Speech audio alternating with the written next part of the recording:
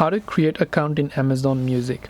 Now if you want to create an account on Amazon Music and you don't have an account, right? So let's say you want to basically create an account. Now first of all, you have to understand that you don't create Amazon Music account. What you create is Amazon account. Now to create Amazon account, instead of using the app, I would recommend you open your browser instead, and you just want to go to amazon.com.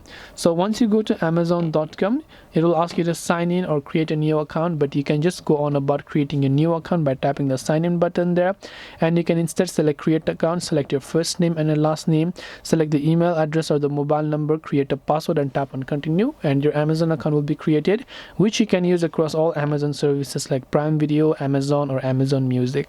So I hope this video pretty much helped you understand the differences. If you have got any further questions, feel free to also leave them down in the comment section below. As always, thank you for watching till the very end of this tutorial, and see you soon in our next video.